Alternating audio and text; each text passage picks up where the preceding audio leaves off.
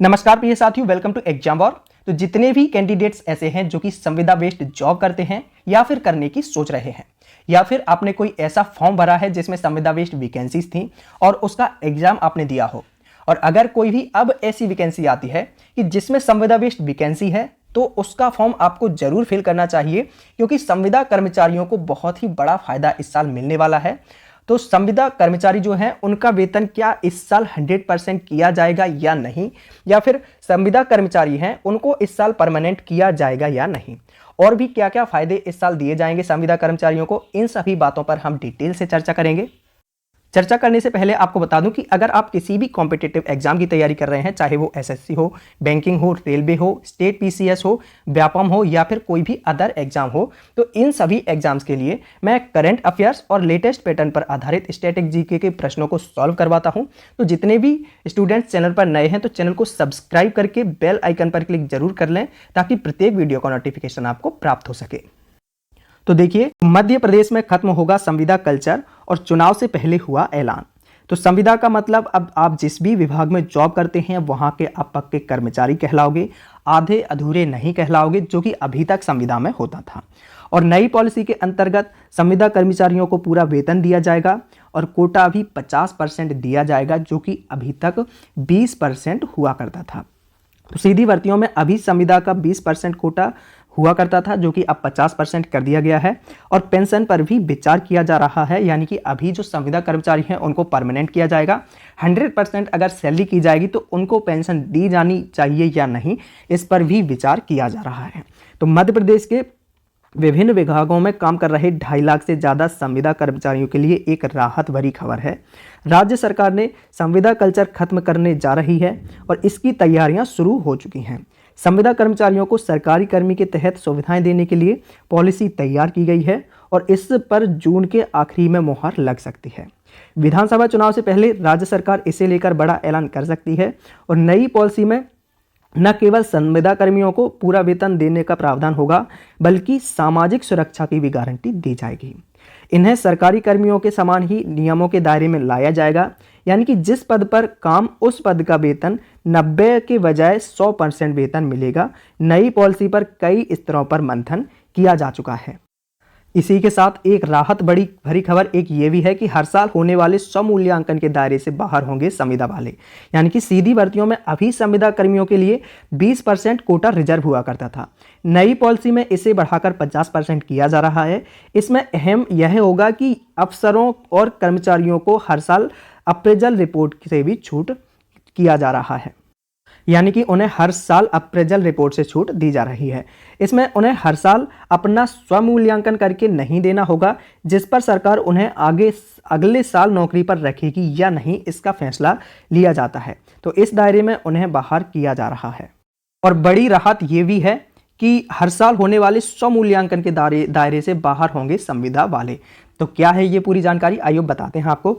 तो संविदा कर्मियों में अभी क्या होता है कि इन्हें 20% इनके लिए अभी तक कोटा रिजर्व था, लेकिन अब इसको बढ़ाकर 50% किया गया है।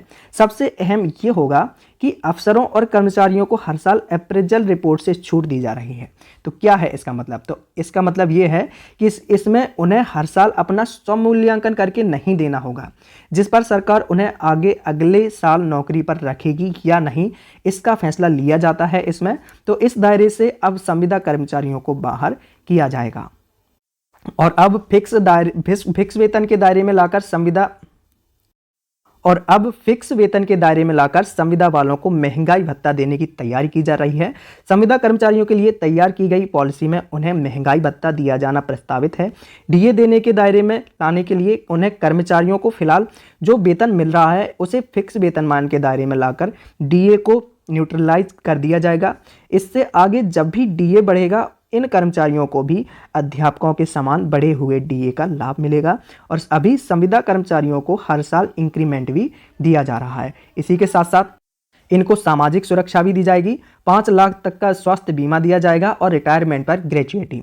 तो संविदा कर्मचारियों को सेवा काल में सामाजिक सुरक्षा के दायरे में लाने के लिए उन्हें रिटायरमेंट पर ग्रेच्युइटी दी जाएगी। अवकाश, नकदीकरण और 5 लाख का स्वास्थ्य बीमा भी मिलेगा। और पेंशन देने की भी उनको तैयारी की जा रही है। इस बारे में परीक्षण किया जा रहा है। इसके अलावा संविदा वालों को अलग से कैडर बनाया जाएगा और जिस तरह अध्यापकों की भर्ती की प्रक्रिया उसी के अनुसार कर्मचारियों का चयन मंडल और एजेंसियों से भर्ती कराई जाएगी, जिससे संविदा कल्चर खत्म हो जाएगा। तो इतने सारे फायदे संविदा कर्मचारियों को दिए जाने वाले हैं। संविदा यानी कि जो 2015 में इसकी शुरुआत हुई थी, मध्य प्रदेश में संविदा भर्तियों की शुरुआत 2015 में हुई थी। इसके लिए सरकार ने राजपत्र जारी किया था। इन्हें लाने की बड़ी वजह यह थी कि सरकार के खर्चों को कम किया जाए। संविदा पर भर्ती कर्मचारियों की नियुक्ति कॉन्ट्रैक्ट के अनुसार करने का प्रावधान है, जिसमें कर्मचारियों का सरकार के साथ कॉन्ट्रैक्ट होता है।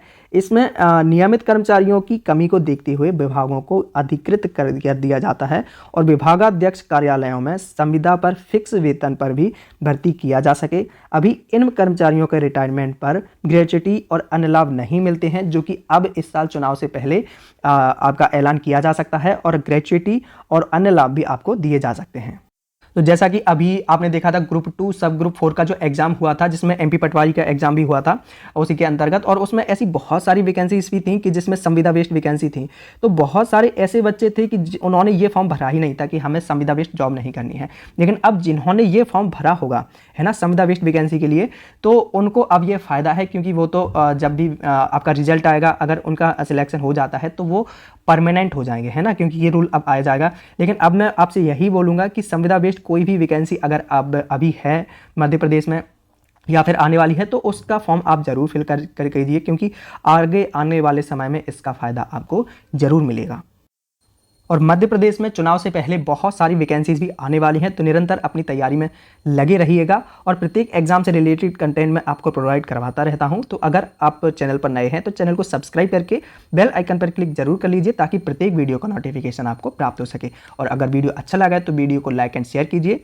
Exam war always with you. Thank you for watching video.